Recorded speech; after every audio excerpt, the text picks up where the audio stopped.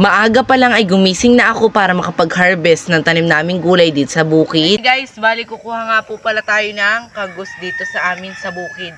Kaya naman tara, let's go. Guys, parang ang daming laman naman ito. Uy! Hala, ay sus na yan. Oh, di ba? Kita nyo yan. Napakaliliit. Mas maganda yung nagsasalita eh. Ito, ano pa to? Hala, wow! Wow! Ang laki, hala. Pakahirap bunutin ito. Parang Sige, bunutin mo. Parang ako yung madadala. Hala. Hala. Naputol pa kamalasan. Uy, may laman isa. Guys, try natin baka mas marami tong laman. Uy! Wow, ang laki. Charot. Feeling ko ang daming laman ito dahil tingnan nyo naman katawan pala ang laki na. Ala, ang laki. Yan, sabi ko na. Wow! Charot, nakabidyo yan. Ang laki na naman. Hala. Nagtanong pa kung nakabidyo ay alam naman ay charot. Wow, I-focus mo dito, i-focus mo. Pwede na siya. Tapos ko nga po pala maghukay at ito naman ay tatanggalin ko naman yung mga kanggus sa pinag-ugatan nila. Kaputol mo nga pala dyan sa sanga na yan, pwede mo pang maitanim sa susunod. Diba ang laking pakinabang ng kanggus? Ano pang hinihintay nyo? Magtanim na rin kayo ng kanggus para naman kapag umaga at nagutom kayo, halimbawa wala kayong bigas, gayaan, pwede nyo kainin aring kanggus, Oodin nyo po ang aking video dahil sure na matatawa talaga kayo. Yung nakaraang buwan nga lang pala ito tinanim ni mama at papa. Talaga namang napakabilis bumunga. Hoy! Parang patanda na rin ako pag ganari. Charot. Ting buwan pa nga lang ang pagkakatanim nito ay talaga namang may mga bunga na at medyo malalaki na. Ay pwede na ito sa pang birthday ko. Handa nga sa birthday ang ganaring luto ay magawang cake, Nyo po ba na napakadaming pwedeng gawin sa kanggus? Na lang nung ginagawa ng mama ko dati. Bata pa ako ay favorite ko nga pala yung kanggus na nakabalot sa saging. Nga palang kanggus, pagkatapos niyang hugasan, iiraidin niya sa iraidan. Pagkatapos niyang iraidin, ilalagay naman yung mga pinong kanggus dun sa dahon ng saging na nilangi ba yun?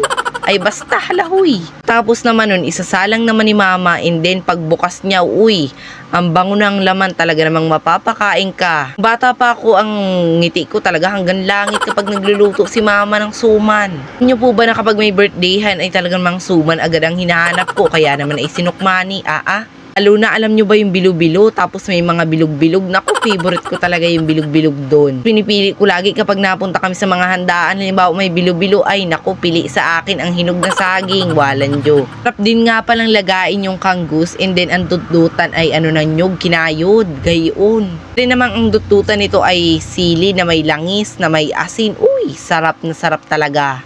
Sino kayang nanonood na yan ang pwedeng malutuan? Ay nako. Pwede rin nga palang gawing cake yung kanggus, yung kasaba cake ba, ganun. Nakaraan nga lang pala ay pumunta dito sila Ate Rachel at meron nga pala siyang parang puto ba yun?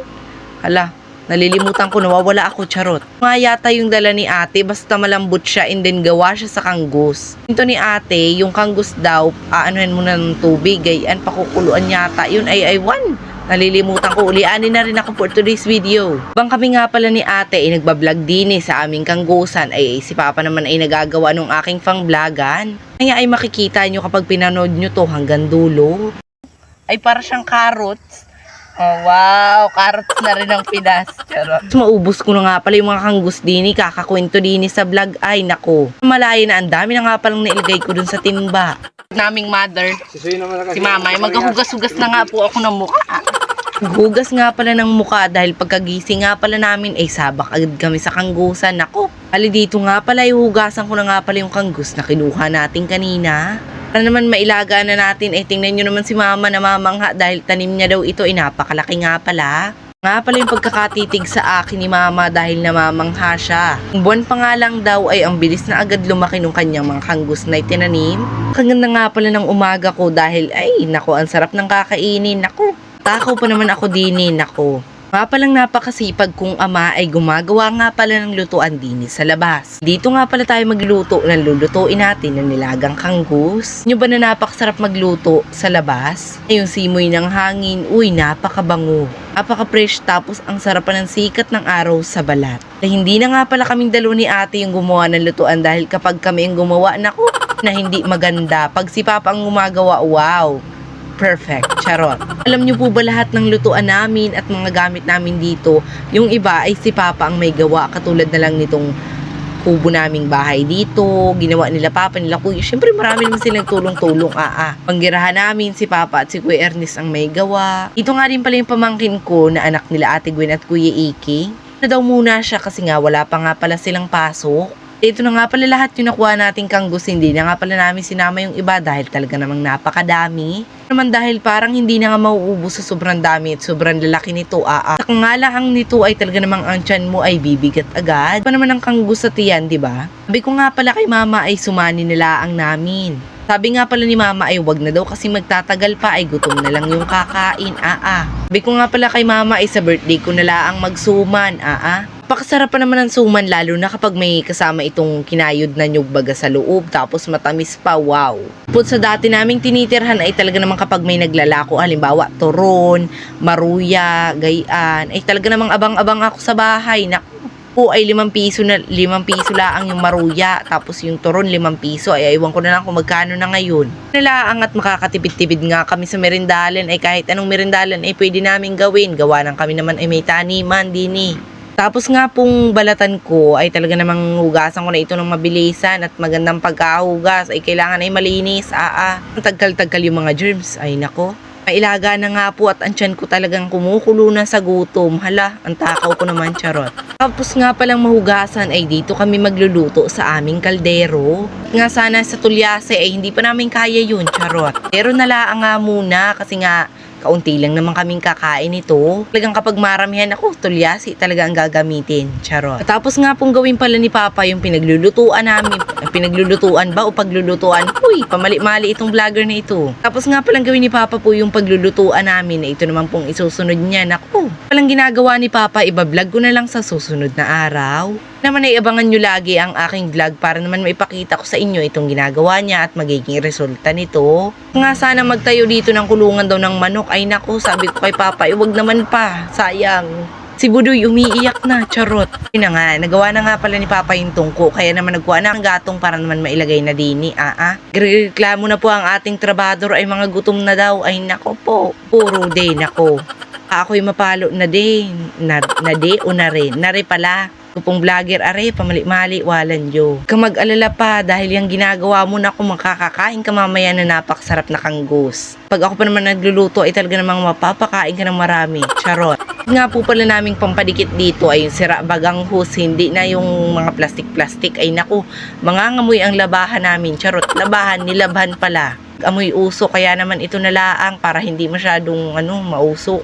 Nga pala gumagamit kami ng hangir. Charot. Aksayado sa hanger ang mga person.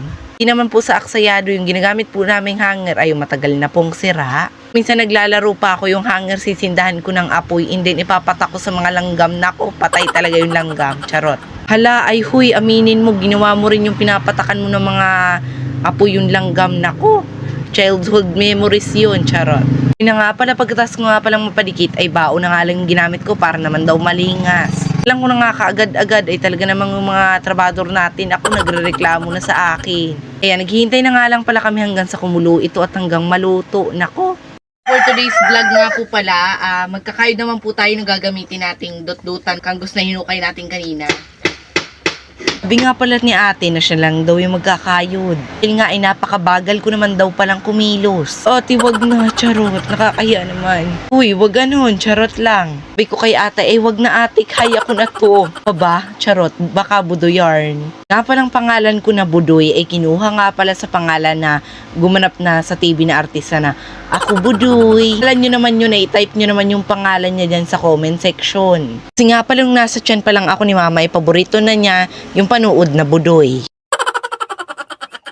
Hi guys! Bali, ito na nga po pala yung naluto na po na kanggus na hinuhukay natin kanina. Tingnan nyo naman dahil napakasarap. ano pa siya sa tiyan, yung parang pag kumagat ka talagang lasap na lasap mo ang saya.